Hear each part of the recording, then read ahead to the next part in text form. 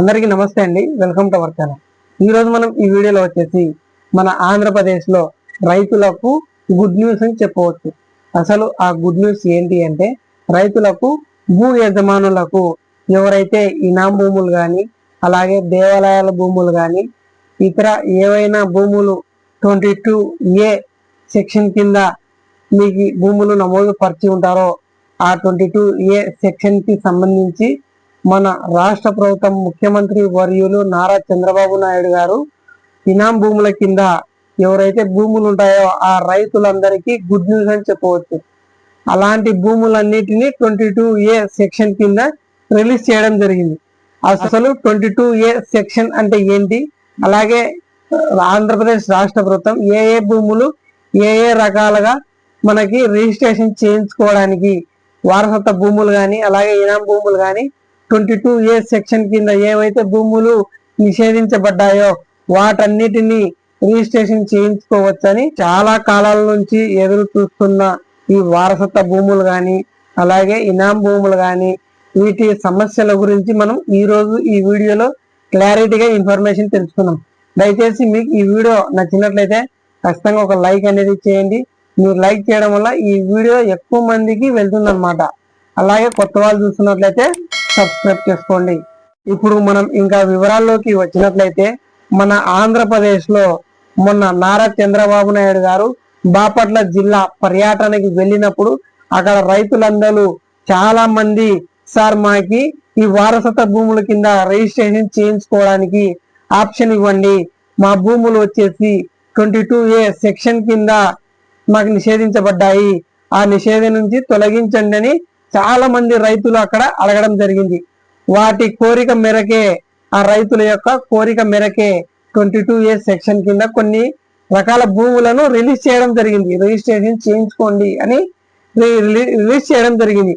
ఆంధ్రప్రదేశ్ రాష్ట్ర వ్యాప్తంగా ఉన్నటువంటి రైతులందరికీ ఇది శుభవార్త అని చెప్పవచ్చు.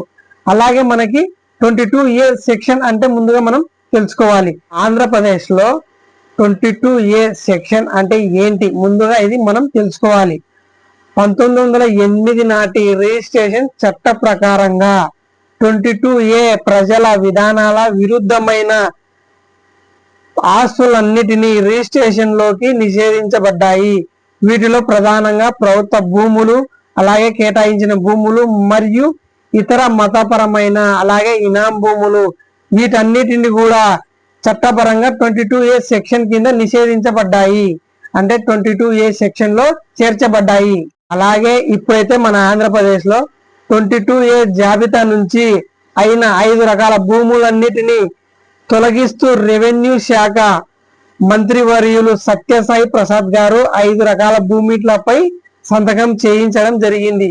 అంటే 5 రకాల భూములు కలిపి మీరు వారసత్వంగా రిజిస్ట్రేషన్ చేయించుకోవచ్చని 5 రకాల భూములకు సంతకం అయితే చేయించడం జరిగింది. మిగిలిన 4 రకాల భూములపై GOM లో ప్రభుత్వ కేబినెట్ లో అందరి సమావేశంలో చర్చించి ఈ నిర్ణయం తీసుకుంటామని సత్యసాయి ప్రసాద్ గారు వెల్లడించడం జరిగింది. ప్రభుత్వ నిర్ణయం ప్రకారం ప్రైవేట్ భూములు అలాగే 22A జాబితా నుంచి పూర్తిగా తొలగిస్తున్నట్లు. ఈ 5 రకాల భూములు ఏంటి అంటే, మొదటిది వచ్చేసి సామాజిక సైన్య ఉద్యోగుల భూములు సంబంధిత పత్రాలు ఉంటే నిషేధ జాబితా నుంచి తొలగించవచ్చు. అలాగే రెండవది వచ్చేసి ప్రభుత్వ భూములు అందించిన అలాగే స్వాతంత్ర సమర యోధుల భూములు. అలాగే మూడవది వచ్చేసి రాజకీయ బాధితర కేటాయించిన భూములు. అలాగే 22A సెక్షన్ లో నుంచి తొలగించిన భూములు. అలాగే భూ కేటాయించిన కోసం జిల్లా సైనిక సంక్షేమ అధికారుల కోసం శిరస్సు భూములు ఇచ్చినటువంటి వారి కోసం. అలాగే ఎవరైతే వారసత్వంగా ఈ భూములపై మీరు సాగులో ఉన్నటువంటి రైతులు, భూ యజమానులు ఎవరైతే ఉంటారో వారు రిజిస్ట్రేషన్ చేయించుకోవడానికి 8 రకాల పత్రాల్లో ఏదో ఒకటైనా మీరు చూపించి మీ భూ యజమానులకు సాగులో ఉన్నటువంటి రైతులు ఎవరైతే ఉంటారో, సార్ ఈ భూమి మాదే, ఈ భూమిపై మేము ఇన్ని సంవత్సరాల నుండి వారసత్వంగా మేము సాగులో ఉన్నాము, ఈ 8 రకాల పత్రాలు మీరు ఏదైనా ఒక్క పత్రం కానీ రుజువు చేసినట్లయితే ఆ భూమిపై మీరు స్వతంత్రంగా పాస్బుక్ కానీ స్వతంత్రంగా రిజిస్ట్రేషన్ చేయించుకోవచ్చు. అలాగే ఇక్కడ గొప్ప విషయం ఏంటి అంటే మంత్రివర్యులు రెవెన్యూ శాఖ శ్రీ సత్యసాయి ప్రసాద్ గారు రైతులకు ఇంకా డాక్యుమెంట్స్ కావాలి, ఇంకా పత్రాలు కావాలి, ఇవి సరిపోవు రిజిస్ట్రేషన్ చేయించుకోవడానికి అని రైతులకు ఇబ్బంది కలగకుండా 8 పత్రాల్లో ఏదైనా ఒక పత్రం భూమిపై వాళ్ళు రుజువు చేయించినట్లయితే ఖచ్చితంగా పదేగా వాళ్ళకి ఇబ్బంది పెట్టకుండా రిజిస్ట్రేషన్ చేయించండి అని ఆదేశాలు అయితే ఇవ్వడం జరిగింది. అలాగే 22A జాబితా నుండి 1,37,000 ఎకరాలు సర్వీస్ ఇనాం భూములుగా విముక్తి రాష్ట్ర ప్రభుత్వం అయితే రిలీజ్ చేయడం జరిగింది.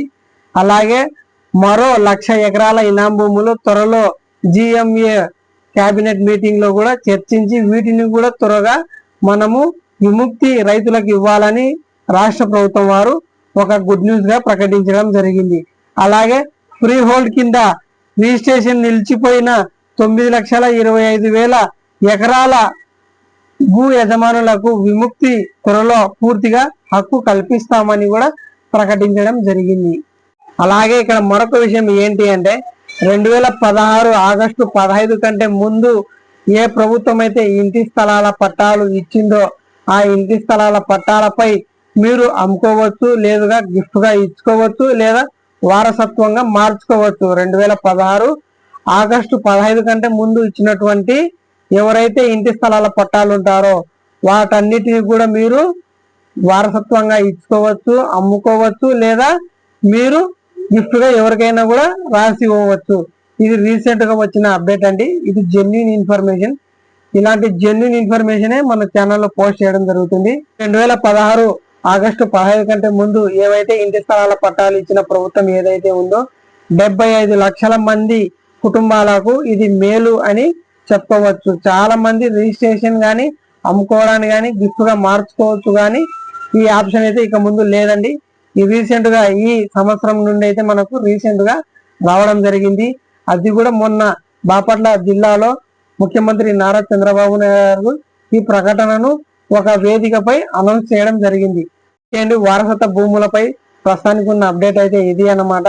2016 ఆగస్టు 15 కంటే ముందు ఏవైతే ఇంటి పట్టాలు ఇచ్చినారో వాటి రిజిస్ట్రేషన్ పూర్తి హక్కు యాజమాన్యం మీకే. అలాగే 22A జాబితా నిషేధం కింద ఏవైతే భూములు నిషేధించారో వాటన్నిటికి సంబంధించి పూర్తి సమాచారం, పూర్తి ఇన్ఫర్మేషన్ అయితే మీకు ఈ వీడియోలో అందించడం జరిగింది. సో మీకు ఈ వీడియో నచ్చినట్లయితే ఖచ్చితంగా ఒక లైక్ అనేది చేయండి. మీరు లైక్ చేయడం వల్ల ఈ వీడియో చాలా మందికి వెళ్తుంది అనమాట. ఇది జెన్యూన్ ఇన్ఫర్మేషన్ అండి. ఇలాంటి మోర్ అప్డేట్ జెన్యూన్ ఇన్ఫర్మేషన్ కోసం మన యొక్క ఛానల్ ను సబ్స్క్రైబ్ చేసుకోండి. Thanks for watching. జై హింద్.